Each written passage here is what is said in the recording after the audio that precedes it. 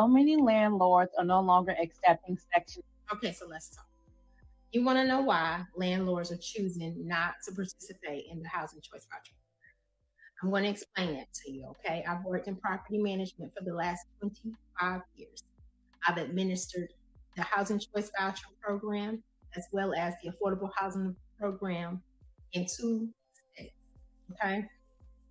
The reason that landlords are choosing not to participate in the program is because previous program participants have compromised the integrity of the program, okay? And by that, I mean, the landlord is turning over possession of the property to a participant, a program participant, and the condition that they receive the property in when that person moves out is not the same condition it was when the resident family moved in.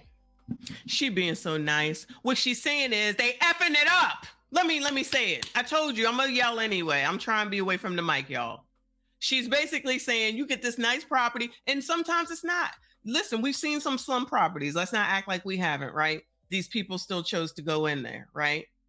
So sometimes you really do get a nice property. It's all taken care of. It's new carpet and the walls is painted. You got new refrigerator, new this, new that. Hey, you got 3 to 4 rooms for your 17 kids or however many. What's that lady got 7 kids? All right.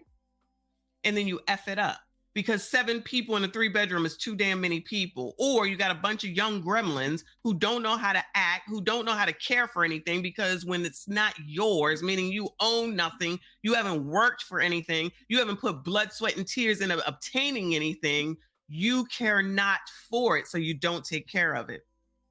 And then once you leave, for whatever the reason you leave, it looks like trash. And guess who's got to pay for it? Not you, because you're out of here. Not HUD, because they don't give a damn. It's the landlord. So all that money that you didn't pay that whole year, maybe even 2, basically got to go back in to redo the property for the next person to come in. And landlords is tired. They tired. Then you got to take the lower rent. We've talked about it, right? This woman here has doled out the Section 8. So she knows. Okay. I was just helping her out with a quicker explanation though. As a landlord, I have seen holes in walls. I have seen missing doors, missing door frames, black bathtubs. Okay.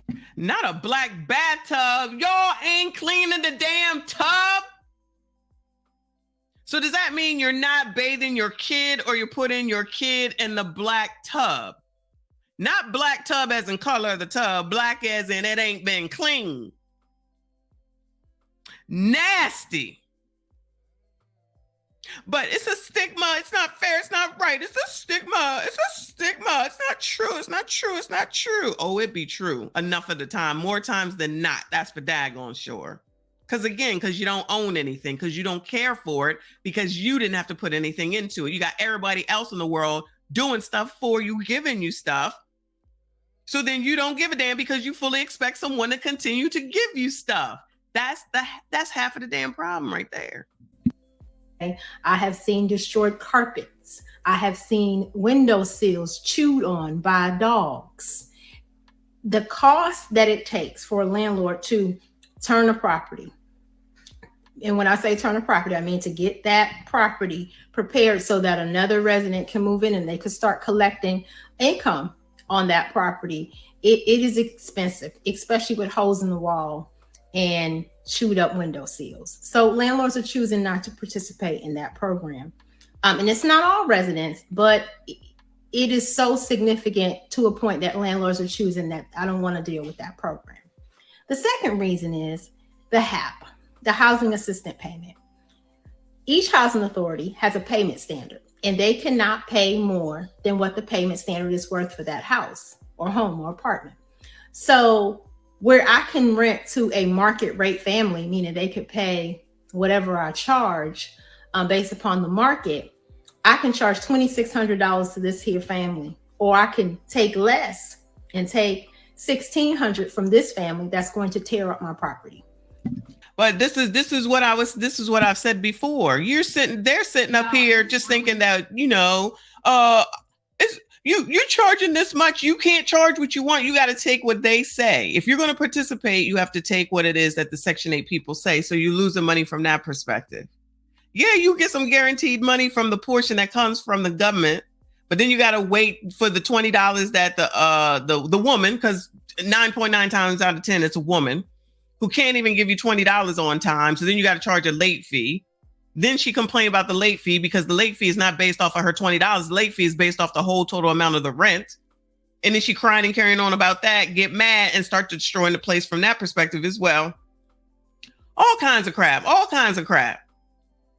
But I'm glad I found her because I ain't making this up. Let me hold on a second. Let's go ahead and go and look at this one. She got a lot going on here, but she knows because this is her business. She knows. We've seen this one, or at least this news program. Most evicted Black women have the highest eviction rate in the U.S. That's not true. Somebody lying. Oh, but it's true. Pandemic is on track to become. Let's talk about this. I've seen a lot of women on TikTok saying that it is the Black man's fault that Black women are being evicted, and that's not the case. Okay, the reason we are being evicted at a higher rate is because, and don't take big offense, but let's make some changes, is because we're not financially responsible. Okay. No. I know she lying. I know she ain't saying the same thing that I done said. I know she ain't saying the same thing that I done said. So you mean to tell me that Black women that got it going on, yes, sis, go, sis. Yes, sis, go, sis. All 2023, we own a business. I'm a good mama. I'm highly educated. I got a PhD. Got this, got that. I go on vacation. I'm traveling. I don't want a man. I don't need a man. I don't want a man. I don't need a man. All that is not financially savvy, has no financial literacy, don't know how to budget, save, invest. I know you effing lying. Somebody lying. I don't know who. It ain't me. But we know they're going to be over here in these comments. No empathy and sympathy. You must have been hurt by a Black woman at some point. Why are you always talking about Black women? Why y'all out here lying? You been lying. Why you always lying? Why you be lying? I'm a Black old woman. Shout out to YouTube. You know I got to remind them when you go ahead and demonetize me and you listen to this video, always remember I'm a Black woman, so I can't be racist.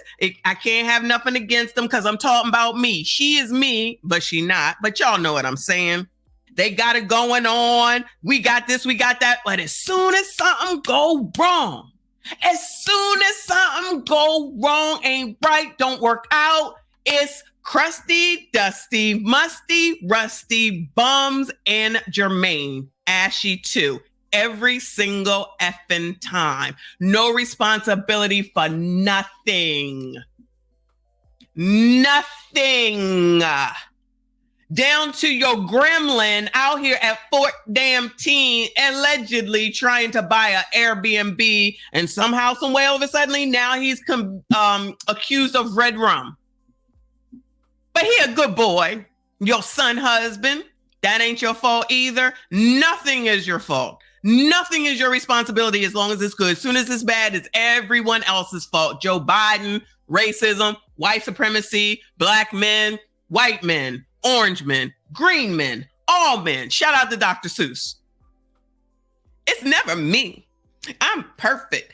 You can't work with people who are perfect.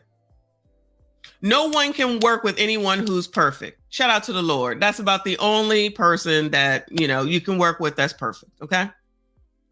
These people don't understand how maddening they are, how crazy they are, how foolish they look, and how people are tired. Not tired, tired, okay? And then when people sit up here and talk about, I don't know, Krusty going over to, where do y'all be going? Passport Bros. Passport Bros, Krusty, that's my say. They can have women right here. Who? You can have this woman on the screen, maybe. What woman y'all talking about? I'm not saying that there's none. So they got to go through all of these witches All these women that be on Kendra G, all these daggone women that's got these good sons who are in jail for red rum, or who are deleted because they was out there doing something they shouldn't have been doing. So these men should be dealing with that woman and those kids.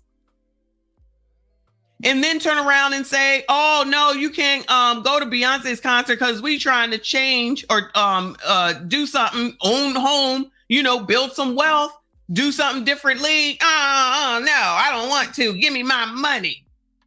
All like children. Shout out to Mr. Let Go. Women, Black women in particular, are nothing but effing children. Stunted growth, stuck at the age of, I would say, 2. Because 2-year-olds are always the one that say, no, no, no. If you ever had a kid or been around a kid at 2 years old, that's all they say is, no, no. The sky is blue. No, I love you. No. All they do is say no. Defiant for no reason. Defiant for no reason. And that's what we got going on here. Shout out to Dark Side of Apocalypse. Lips. Thank you so much for the $9.99. Thank you for being here.